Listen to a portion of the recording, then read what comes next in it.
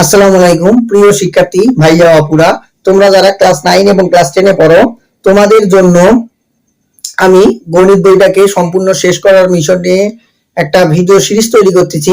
সেই সিরিজ ভিডিওই আমরা সেট ফাংশন অধ্যায় অর্থাৎ 2.1 অধ্যায়ের 7টা প্রশ্ন অলরেডি শেষ করেছি। আমরা আজকে 8 নম্বর প্রশ্ন নিয়ে আলোচনা করব।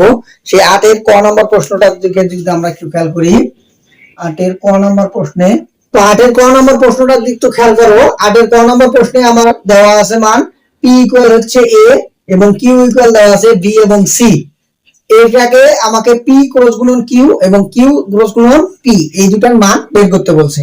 তো এগুলাকে যখন আমরা ক্রস গুণন করব তখন আমাদের কাজ যেটা হবে সেটা হচ্ছে, যেহেতু p এর মান এবং q এর মান আছে, তাহলে p এর মানটা এটাকে এখন লিখতে পারি। তাহলে p এর মান হচ্ছে a গুণন হচ্ছে b এর মান হচ্ছে b এবং c, মানে q এর মান b এবং c। এখন এই দুটাকে গুণন করব। গুণনের ক্ষেত্রে এখানকার প্রত্যেকটা উপাদান দিয়ে গুণন করতে হবে, অর্থাৎ এখানে যেহেতু আমার একটা উপাদান দিয়ে আমি দুটাকে গুণন করব। তাহলে a দিয়ে b কে গুণন করলে হবে হচ্ছে ab, আবার a দিয়ে c কে গুণন করলে হবে হচ্ছে ac।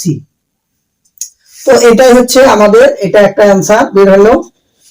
আর পরেরটার ক্ষেত্রে যেহেতু আগে কিউ আছে, তাহলে কিউ এর মান কি আছে? কিউ এর মান হচ্ছে আমার p এবং c গুণন p এর মান কি দেওয়া আছে? p এর মান হচ্ছে a। তাহলে এখন এটাকে যখন আমরা করব তখন কিন্তু ab লেখা যাবে না, এখানে ক্রম অনুসারে যেভাবে আছে সেইভাবে লিখতে হবে। অর্থাৎ আমাকে b আগে লিখতে হবে, এরপরে a লিখতে হবে, তারপরে কমা দিয়ে আবার হচ্ছে c আগে হবে, তারপরে a। তো এটাই হচ্ছে, এই দুটাই হচ্ছে ক নাম্বার প্রশ্নের অ্যানসার। এখানে ভালো করে মনে রাখবা, মাঝখানে যেগুলো লিখবা সেগুলো অবশ্যই ফার্স্ট ব্র্যাকেট দিয়ে লিখবা।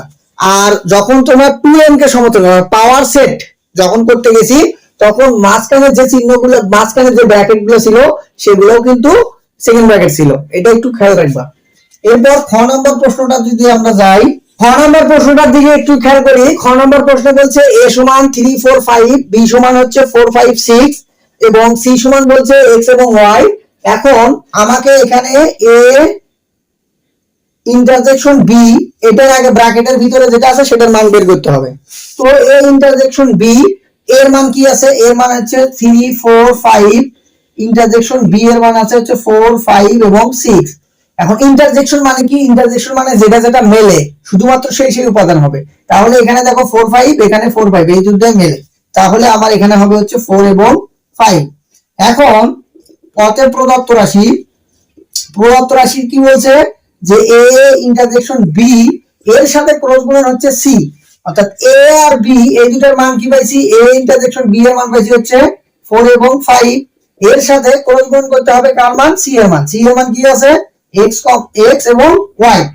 তো ক্রস গুণন করলে কি বলছি? প্রত্যেকটা উপাদানের সাথে প্রত্যেকটা উপাদানকে গুণন করতে হবে। তাহলে আমি যদি 4 দিয়ে আগে দুটোকে গুণন করি তাহলে কি হবে? 4x এবং 4y। 4 দিয়ে গুণন করা শেষ, এখন 5 দিয়ে গুণ করব, তাহলে 5x, এরপরে হচ্ছে 5y। তো এইভাবে করে মজা করে এই অঙ্কগুলো খুব সহজে কিন্তু আমরা সলভ করতে পারবো। গ নম্বর প্রশ্নটাতে খেয়াল করো। গ নম্বর প্রশ্নটাতে বলছে যে p সমান 3 5 7 এবং q সমান 5 7 দেওয়া আছে। এখন এবং r সমান দিয়েছে যে p থেকে q এর মানটাকে বাদ দিতে হবে। এই চিহ্নটা হচ্ছে ডিফারেন্স বা অন্তর, যাই বলি না কেন, বা বাদ দেওয়া বলি, যেটাই বলি একই জিনিস। তাহলে p এর মান আগে লিখলাম, p এর মান হচ্ছে 3 5 এবং 7, সেখান থেকে আমাকে q এর মানটা বাদ দিতে হবে। তাহলে q এর মান যেটা আছে, দেখো এখন বাদ দেবো কোনটা, সেটা হচ্ছে যে যে মানগুলো মিলবে সেগুলো বাদ দিতে হবে। তাহলে এখানে দেখো 5 এবং 7, এখানে 5 এবং 7, তাহলে প্রথম উপাদানে 5 এবং 7 হবে না। তাহলে 5 এবং 7 যদি বাদ দিই তাহলে থাকে কি? শুধুমাত্র 3। এখন এই মানটা তো আমি পাইলাম, এরপরে আমাকে বলছে যে এখন p ইউনিয়ন q, অর্থাৎ p এর মান 3 5 7 এবং ইউনিয়ন করে q এর মান। তো ইউনিয়নের কাজ হচ্ছে যে উপাদানটা মিলবে সেটাও নিতে হবে, যে উপাদানটা মিলবে না সেটাও নিতে হবে, অর্থাৎ সবগুলো নিতে হবে। তো সবগুলো যদি নেই তাহলে এখানকার যেহেতু এখানে মিলছে এবং এখানে যেহেতু বেড়ে নাই, তাহলে একবারে হবে অর্থাৎ 3 5 7 সবগুলাই হবে। তো এখন এটাই তো আমার শেষ না, এরপরে প্রদত্ত রাশি কি বলছে আরো আমাকে বের করতে বলছে, সেটা কি? সেটা হচ্ছে এই যে পি এবং কিউ যে ইউনিয়ন করে যে মানটা পাইলাম সেই মানের সাথে আবার হচ্ছে আর যে মান পাইছি সেই মানটাকে গুণন করতে হবে। তাহলে পি ইউনিয়ন এটার মান পাইছি হচ্ছে 357, এটার সাথে আর এর মান পাইছি হচ্ছে 3, এটাকে গুণন করতে হবে। তাহলে যদি গুণন করি তাহলে কি হবে, 3 এর সাথে 3 গুণন করলে কখনো 3 3 9 লেখা যাবে না, এখানে লিখতে হবে 3, 3, এরপর 3 এর সাথে শেষ, এরপর 5 দিয়ে গুণ করব তাহলে 5, 3, এরপর 7 এর সাথে গুণ হবে তাহলে 7, 3। তো এইভাবে করেই আসলে আমরা এই প্রশ্নটাও খুব সহজে করতে পারলাম। আশা করা যায় তোমরা এই প্রশ্নটাও বুঝে গেছো। তো এই ধরনের আসলে 8 নম্বরের যে ম্যাথগুলো ছিল আমরা খুব সহজে এটা বুঝে গেলাম।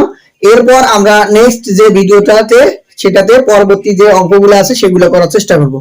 তোমাদের যদি আমার এই ক্লাসগুলো ভালো লেগে থাকে তাহলে অবশ্যই আমার যে ইউটিউব চ্যানেলটা আছে সেটাকে সাবস্ক্রাইব করে রাখবা, আর আমার যে ফেসবুক পেজটা আছে সেটাকে অবশ্যই ফলো দিয়ে রাখবা।